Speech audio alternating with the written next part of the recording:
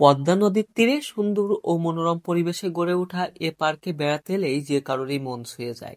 দৃষ্টিনন্দন পরিবেশের পাশাপাশি এ পার্কে দাঁড়িয়ে একসঙ্গে দেখা যাবে Lalon Shah bridge, Hardinge bridge ও রূপপুর পারমাণবিক বিদ্যুৎ কেন্দ্র।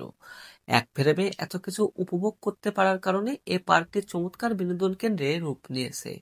যে কারণে দূর দূরান্ত থেকে কুষ্টিয়ার ভেড়ামারায় পদ্মা নদীর তীরে অবস্থিত মণি পার্কে বেড়াতে আসে দর্শনার্থীরা।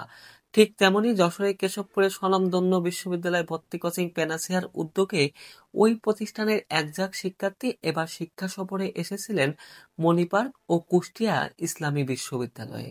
প্যানাসিয়া বিশ্ববিদ্যালয় ও নার্সিং ভর্তি কোচিং এর পরিচালক মোহাম্মদ বিল্লাল হোসেন শিক্ষার্থীদের জ্ঞানের পরিধি বাড়াতে এবং বিশ্ববিদ্যালয় সম্পর্কে জানাতে এমন ব্যতিক্রম উদ্যোগ নেন। শিক্ষার্থীরা ইসলামী বিশ্ববিদ্যালয় পরিদর্শন করা সহ মণি পার্কের প্রাকৃতিক সৌন্দর্য, নির্মল বাতাস ও মনোরম পরিবেশ উপভোগ করার পাশাপাশি সুন্দর এসব মুহূর্ত ধরে রাখতে ক্যামেরাবন্দীও হন। পদ্মা নদীর তীরের এ মণি পার্কে দাঁড়িয়ে Lalon Shah bridge, Hardinge bridge ও রূপপুর পারমাণবিক বিদ্যুৎ কেন্দ্র দেখে মুগ্ধ হন তারা। শিশুসহ বড়দের জন্য এখানে রয়েছে রাইডের ব্যবস্থা।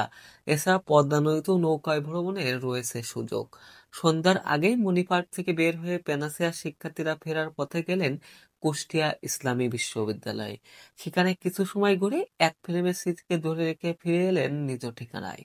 পড়াশোনার পাশাপাশি এমন শিক্ষা সফর শিক্ষার্থীদের জ্ঞানের পরিধি বাড়াতে ভূমিকা রাখে। নতুন কিছু দেখতে ও জানতে এমন স্থান থেকে ঘুরে আসতে পারেন আপনিও।